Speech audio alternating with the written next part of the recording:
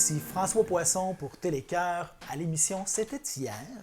Nous avons comme invité Michel Morin et nous allons parler de l'abbé Marquis, l'abbé Calixte Marquis, pas assez connu selon ce qu'on apprendra.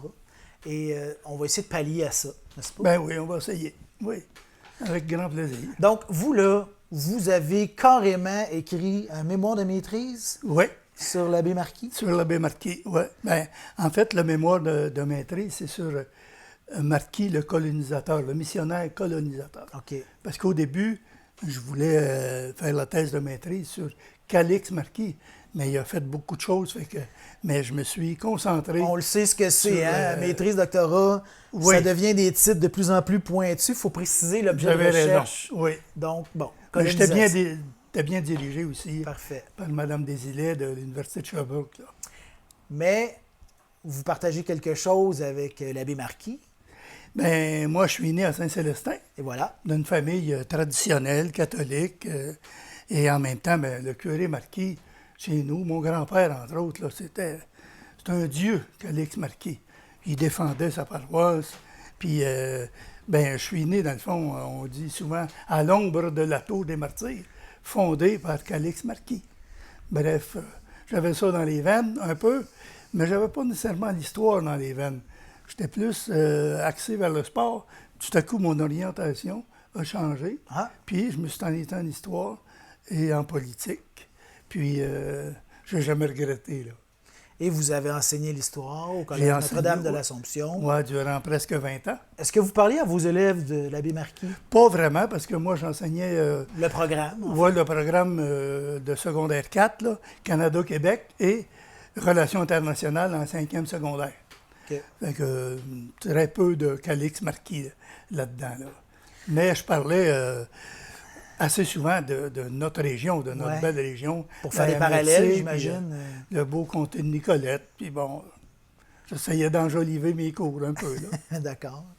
Alors, c'est le curé fondateur de Saint-Célestin, Tout à Calixte fait. Marquis. Oui, oui. D'abord, premièrement, il a étudié à Québec, au séminaire de Québec. Puis c'est un bon élève, mais ordinaire. Là. Je vous ai lu, Oui. et c'est indiqué que les supérieurs rapportent que ça a été l'élève le plus brillant Oui. du séminaire de Québec. C'est ce que j'avais trouvé, mais mettons que c'est gros un peu. Là. Oui. Il y en a passé Eux autres aussi, ils enjolivaient peut-être? Ouais. Peut-être qu'il y en a passé des brillants là, Ouais. au séminaire de Québec. Parce que là. l'élite Oui. du Canada Mais bon, français est passée Mais je par dis là. pas qu'il n'était pas brillant Ouais. et allumé et intervenant puis actif. En tout cas, la suite va nous prouver ça. Hyper actif. Oui. Oui. Puis, bon, il a fini ses études. Il est nommé vicaire à Saint-Grégoire de Bécancour. Oui. Puis, dès son arrivée, il s'implique, là. Il fonde un petit manuel de cantique Oui. en arrivant. Puis, il est le vicaire du curé Harper, Oui. qui est toute une institution à Saint-Grégoire, en Irlandais, bien bâti. Bon, il devient son évêque, mais tout de suite, en partant, il s'implique. Il est arrivé en 1945. Vous avez dit qu'il devient son évêque. Il devient le vicaire Excusez-moi, oui. du curé Harper. Tout à fait, merci. Lui était là déjà depuis un bout de temps, Oui, Harper? oui. Puis il devient vicaire du curé Harper. Et nous sommes dans les années 1845-46 et la fameuse guerre des Éteignoirs Oui. arrive. Oui. Et Marquis s'implique jusqu'au cou là-dedans. Là. D'ailleurs, il est secrétaire trésorier. C'est lui qui s'occupe des livres de comptabilité de la commission scolaire. Et la nouvelle loi, Oui. il fallait aller voir l'évaluation municipale. Ouais. OK? Et là, à ce moment-là, c'est lui qui avait les livres et les contestataires voulaient avoir les livres. Oui, oui. Et Marquis ne voulait pas leur donner. Et là, il y a eu une manifestation. Puis bon. Alors ça, les gens, ça va leur sonner des cloches parce que la taxe scolaire vient de là. Absolument. Si on paye ça maintenant, tous les gens qui sont propriétaires, Oui. ça date de ce moment-là. Et il y avait eu contestation, donc la guerre des Éteignoirs, qui voulait éteindre les lumières du savoir. Tout à fait raison. Vous avez tout à fait raison. C'est ça. Puis, bon, ben Marquis s'est pas fait prier pour s'impliquer, là. Puis quand les contestataires sont arrivés pour avoir les chiffres, ben là, ils ont menacé, ils ont dit « Si vous ne nous donnez pas les chiffres, on va brûler des granges. » Fait que là, Marquis leur a répondu par son caractère bouillant, « Vous êtes trop lâches pour faire ça. » Mais ils en ont brûlé une grande. Ils en ont brûlé au moins une. Ils ont, M. Béliveau. Oui, puis ils ont fait la tonte de sa jument, qui était une tradition. Autrement dit, il y a eu un charivari, là. Ah oui, oui, oui. La guerre des Éteignoirs, là, qui a été une des premières implications de Marquis, là. Ça va être intéressant un jour de parler des charivaris, parce que les gens, ils entendent ce mot-là, puis ils pensent à un quiz télévisé, mais c'était quelque chose de vraiment particulier. Absolument. Du temps des débuts pas nécessairement de la colonie, ben oui, mais aussi un peu plus tard. Les contestations. Donc, les contestations. Oui. Donc là, ils vont même empoisonner la jument du vicaire Marquis. Un des spécialistes, c'est René Hardy. René Hardy, l'historien de l'Université du Québec à Trois-Rivières, dans le domaine des charivaris. René, vraiment un grand spécialiste. On l'invitera. On l'invitera avec plaisir. Là. Vous allez voir que c'est un historien très, très compétent. Donc, la guerre des Éteignoirs, mais ça va quand même suivre son chemin. On le sait aujourd'hui, on la paye, la taxe. Donc, ça ira son petit bonhomme de chemin. Puis heureusement, parce que là, si on veut des écoles, puis si on veut instruire nos enfants, bien, ça va prendre des écoles, puis ça se paye. Tout à fait. Ça, c'était une des premières interventions de Marquis. Autre intervention, c'est bien beau d'avoir des écoles, mais ça prend des profs. Oui. Puis il n'y avait pas nécessairement de profs. Là, on a dit, on va faire venir des communautés religieuses. On a fait quelques demandes. Les communautés religieuses de Montréal, entre autres, ont refusé. Il y a eu de la correspondance. Bon, mais Marquis aurait dit... Parce qu'il n'y avait pas nécessairement l'infrastructure qu'il fallait, je pense. Pas tout à fait, ouais. Mais il y avait la demande parce que c'est une jeune municipalité, là, Saint-Grégoire, puis il y avait beaucoup de jeunes. Qui a accueilli beaucoup d'Acadiens. Puis d'immigrants. Oui. D'immigrants, des Irlandais. Des Irlandais. Et puis, d'ailleurs, le vicaire Marquis il s'est impliqué. S'est impliqué là-dedans. Tout à fait. Puis, lui, il a recueilli, je pense, juste la paroisse de Saint-Grégoire, ils en ont recueilli 33 Irlandais.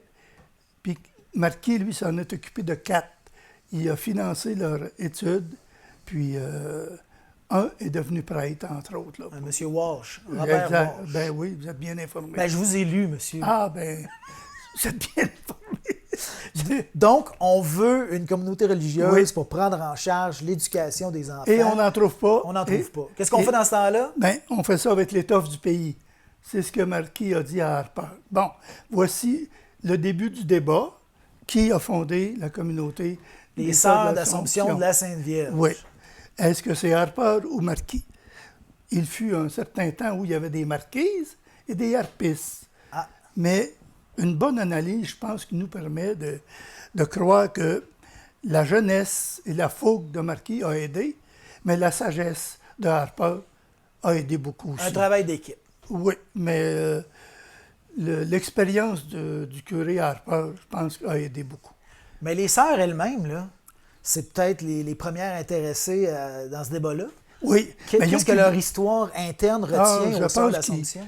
Je pense que les Sœurs d'Assomption se positionnent, entre guillemets, plus pour Harper et Marquis comme un bon vicaire aidant. Parce qu'il y avait la hiérarchie quand même. Oui. Puis Harper avait de l'expérience. Bon. Mais c'est un beau débat. Ça, c'est une belle institution, les Sœurs d'Assomption de la Sainte Vierge. Donc, vous-même, le collège où vous avez enseigné... Ben oui, j'ai enseigné là. Bon, c'est les Sœurs d'Assomption. Presque 20 ans. Bon. Puis le collège existe encore. Puis ça fonctionne très bien. Bref... Mais c'est né à Saint-Grégoire, parce que là, le collège... à Nicolette, les sœurs, leur maison mère, Nicolette, tout ça. Mais tout ça est né à Saint-Grégoire. Par quatre jeunes filles qui sont devenues religieuses. Oui. Et ce qu'on a appelé le déménagement, je pense, si ma mémoire est bonne, de l'abbé Lesage en 1872.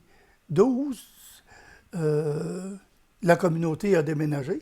Là, on est en 53 pour la fondation. En 72, c'est le déménagement à Nicolette. Mais ils ont continué à s'occuper de l'enseignement à Saint-Grégoire? À Saint-Grégoire aussi, mais la maison mère est devenue celle de Nicolette, qui existe, encore. Ouais. Mais là, très légèrement, là. Je vous dirais... ils ont fait la passation aux laïcs. Les bonnes religieuses vieillissent, malheureusement, mais bon. Donc, impliqué dans la naissance des Sœurs de l'Assomption Oui. de la Sainte Vierge. Par la suite, prochaine aventure de notre bon Ben, Calix d'abord, Marquis. d'abord, premièrement, le diocèse de Québec Oui. est divisé. On fonde le diocèse de Trois-Rivières en 1852. Marquis est nouvellement nommé comme curé de Saint-Célestin Oh. en 52. Puis la fondation de la paroisse. Et déjà, il s'implique là, au niveau de la colonisation. Quand il était étudiant, il faisait du missionnariat avec Charles-Édouard Bélanger. Il faisait du quoi? Ben, Du missionnariat. oui, Les missions. oui, des missions. OK. Missionnaire. Missionnaire dans les cantons de l'Est avec Ouais. l'abbé Charles-Édouard Bélanger. Qui Mais est là, décédé. en vous lisant, là, les cantons de l'Est, ça commençait très proche du fleuve, Oui. finalement. D'ailleurs, le premier canton, le plus près du fleuve, Ouais. c'est celui d'Aston. Ça commence dans le deuxième rang de Saint-Célestin. Là, on pense toujours à l'Estrie, Ouais. une autre région carrément, mais ça commence aussi près que Que Saint-Célestin. Saint-Célestin. Le rang 2 de Saint-Célestin, qu'on Ouais. appelait à l'époque, où je suis né d'ailleurs, c'est le premier rang du canton d'Aston. Bon. Sur un côté, durant la route Saint-Michel actuellement, Ouais. c'est le rang numéro 1. Et le rang numéro 2, c'est l'autre côté, en face. Et ensuite, on a le rang Valero aujourd'hui. Mais à mon époque, il n'y a pas si longtemps, on appelait ça le 3, le 4, le 5, le 6, les rangs de canton. Fait que jadis, la région ici, on faisait partie des cantons de l'Est. Ben la région, oui. La région, qui s'est à partir de développée, Saint-Célestin. là. Bon, Oui. parfait. Il y avait le bord du fleuve. Saint-Léonard, puis ensuite, Saint-Eulalie, l'intérieur Saint-Perpétue. des terres, finalement, ce qu'on appelle comme Tout ça. à fait. Ça a été plus tard, puis là, ça a été... Bon, il y a eu des noms anglais de cantons, les Absolument. townships. Les townships d'Aston. Ça Ici, comme- c'était Aston. Ouais. Mais Bulstrode, Horton, Oui. ouais. Fait qu'il y en avait, Blandford, tous des noms qui Oui. se retrouvent maintenant. si ma mémoire est bonne, il y en avait 93 des cantons. À partir de la rivière Richelieu, non, de la rivière Chaudière, excusez-moi, OK. jusque, au Richelieu. Jusqu'à la rivière Richelieu. Richelieu, oui, En s'en allant vers les lignes absolument, américaines. oui. Bon. Et Marquis, donc, va contribuer à... Oui, parce que lors de sa nomination Ouais.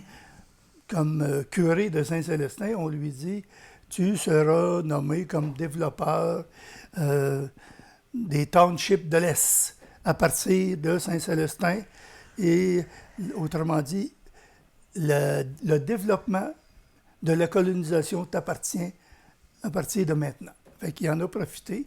D'ailleurs, il fut dans les années 60, 1860, il était missionnaire de 7 ou 8 paroisses en même temps. Alors, Et on dit qu'il aurait fondé, Ouais. probablement que c'est vrai aussi, là, à vérifier, 12 municipalités. OK. Plus loin, 4 autres municipalités au Lac-Saint-Jean. Tout un bonhomme pour la Ben colonisation. oui, puis là, il était commissaire enquêteur pour Monseigneur Cook, évêque de Trois-Rivières. Oui.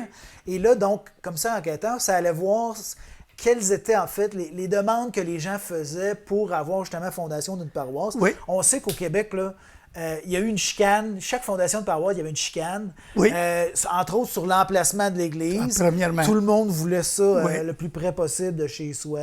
Puis après ça, il y avait les répartitions, c'est parce que Oui. ça prenait des sous pour construire l'église, tout ça. Fait que fallait s'assurer que les gens voulaient bien ça. Absolument. Alors, c'est ce que faisait le commissaire enquêteur. Oui, parce que là, il était délégué par l'évêque, Monseigneur Cook, entre autres, qui lui disait, tu vas aller vérifier, exemple, à Saint-Wenceslas, si la requête qu'on nous a présentée est bel et bien valide. Donc, il y avait une assemblée et on vérifiait les signatures, si c'était la bonne signature. Et je pense que ça paraissait durant 3 semaines d'affilée. Oh. Et après, Marquis décidait que désormais, il y aurait l'élection canonique Oui. de telle paroisse.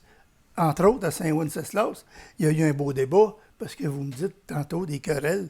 Ouais. Là, on ne savait pas où mettre l'église. Puis on dit, c'est-tu à gauche ou à droite de la rue principale? Ouais. D'ailleurs, si vous allez, quand vous en allez à Saint-Wenceslas actuellement, Ouais. vous remarquerez que l'église est en plein milieu du chemin. Oui, la route dévie un peu. en plein milieu Fait du chemin. OK, fait qu'ils n'ont pas tranché, ils ont dit ça va être C'est Marquis qui a tranché. dans le milieu. D'abord, que vous ne voulez pas, on va la mettre en plein milieu du chemin. OK. On a un bel exemple là, du caractère de Marquis. Là. Ouais. Bon, Saint-Perpétue, Saint-Eulalie, Ouais. Saint-Léonard. Aston Jonction. Aston, ouais. Et lui achetait des lots. Oh, oui. Il achetait des lots dans ce territoire en devenir. Et ces achats, vous avez pu vous rendre compte que c'était vraiment dans ce qui allait devenir pratiquement les cœurs villageois. Oui.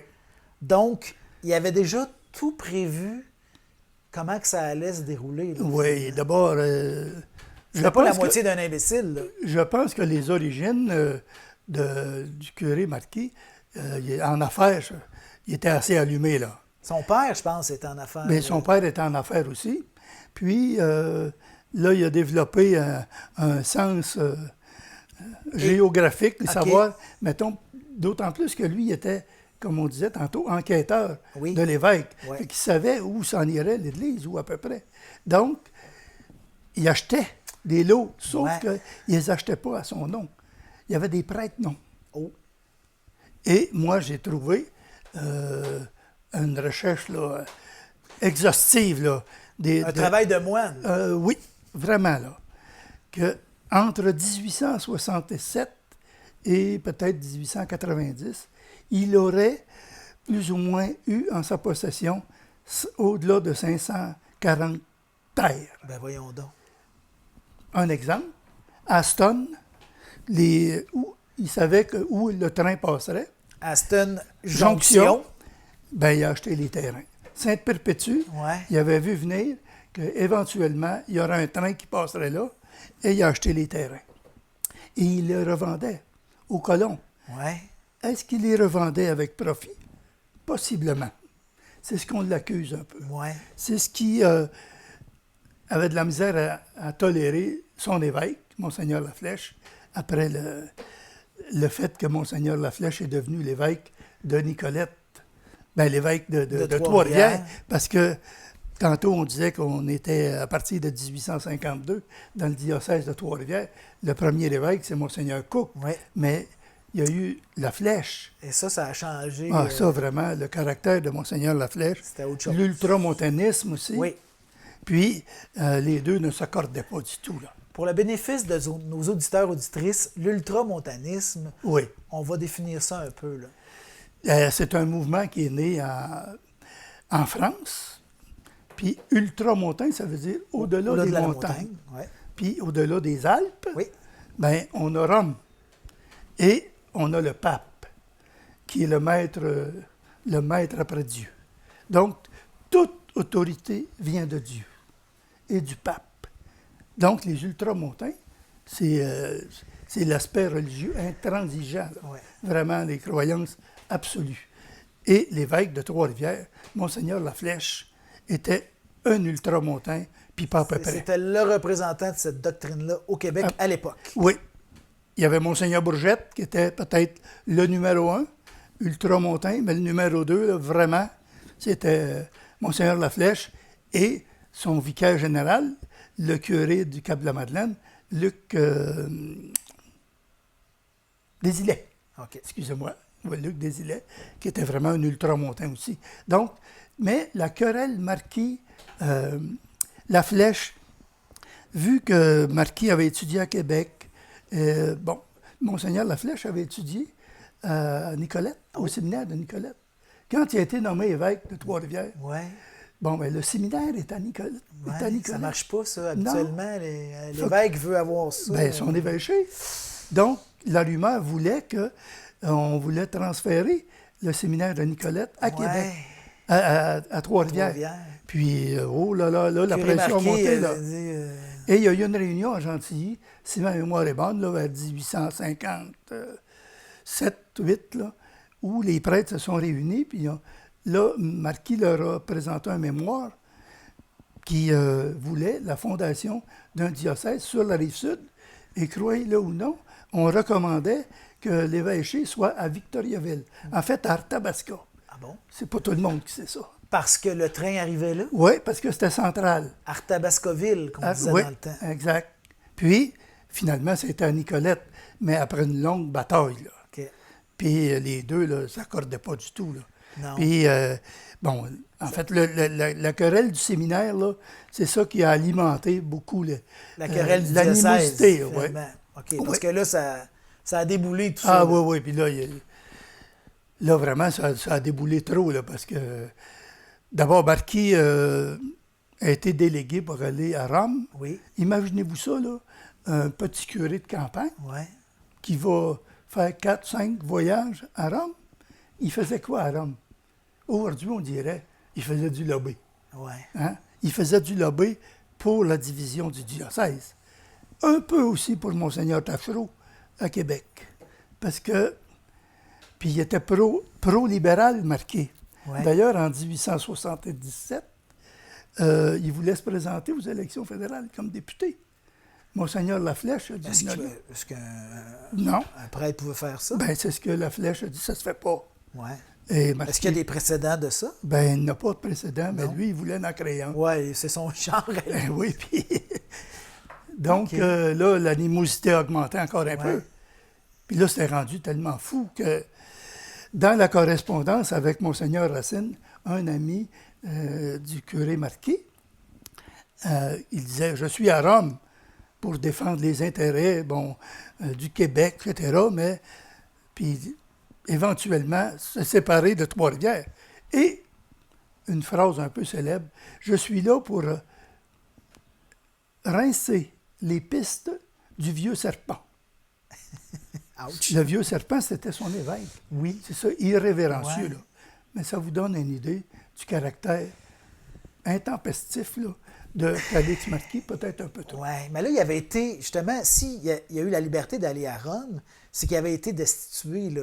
On Oui. lui a enlevé de Sa queue. ses postes, sa cure. Oui, on lui a enlevé sa cure à Saint-Célestin parce qu'il était tannant un peu. Ouais. Puis, aujourd'hui, on dirait, mettons, un premier ministre déménage un député de tel endroit parce qu'il ne veut plus l'avoir dans ses jambes, là. Mais, Un remaniement. oui, un remaniement de Ministériel. l'épiscopat. Fait que là, Monseigneur Laflèche dit, bon, Ouais. ben, on va vous nommer curé de Saint-Ursule. Jamais. Je n'accepterai jamais. Oui, parce que Et là, c'était sur la rive nord. Oui. Et la phrase célèbre qui circule encore pour les vieux de la région, de la Rive-Sud, la municipalité de Saint-Célestin, il y a un petit ruisseau, Oui. juste au bout du village. Et Marquis disait, l'évêque veut me faire sauter le ruisseau, moi je vais lui faire sauter le fleuve. Ça vous donne encore une idée, là. Oui, oui. Une animosité là, Alors, qui continue. si la flèche l'a tassé, qui l'a envoyé à Rome? C'est Tachereau? Un peu. Il y avait des amis, je disais tantôt, là, aujourd'hui, on dirait qu'ils faisaient du lobby. Ouais. Ils allaient faire du lobby là, pour un peu Tachereau. Je pense aussi peut-être pour Monseigneur Paquette. Mais ça, la flèche, qui était son supérieur hiérarchique, Ouais, était sûrement contre ça. tout à n'a fait. pas pu s'opposer. Mais il hein? est allé à Rome, lui aussi. Ils se sont retrouvés tous les deux, à un moment donné, à Rome. OK. Ils ne se regardaient pas, là. Ouais. Puis, imaginez-vous le climat, hein? C'est comme le premier ministre du Québec et du Canada qui se retrouve à Paris, là. Et surtout que celui qui est revenu victorieux, ben, c'est le petit curé. Ben c'est oui. pas le grand évêque. Mais quand il a été à Rome, Marquis, là, il faisait aller son lobby. Ouais. Puis là, il y avait ses contacts. Bon, il a réussi à se faire nommer protonotaire apostolique. Ça donne quoi, un protonotaire apostolique? C'est un titre. Ouais. Mais un titre qui donne un ceinturon, une petite calotte, une bague, des bas OK. de marron. Des bas marrons. Il me semble que c'est marron. La Violette ou soutane marron. n'est pas violette? Non, Non. je ne pense pas. Peut-être. Peut-être, oui. Je vous ai Oui, lu, oui, là. oui. Je vous ai lu. Peut-être. La mémoire. Donc, des bas Oui. assortis à la Mais soutane. quelque chose qui est drôle dans ça, Ouais. c'est que quand il y a eu la fondation du diocèse de Nicolette, tout le monde pensait que Calix Marquis serait nommé l'évêque. Ouais. Hein? Puis, la vieille tradition à l'époque, vous n'avez peut-être pas connu ça parce que vous êtes jeune, là, on appelait ça à l'automne les 40 heures. Oh. Les 40 heures, c'était 40 heures de prière. OK, des cérémonies, des sermons, etc. Bon. Et Marquis se présente à Saint-Léonard d'Aston, aux 40 heures.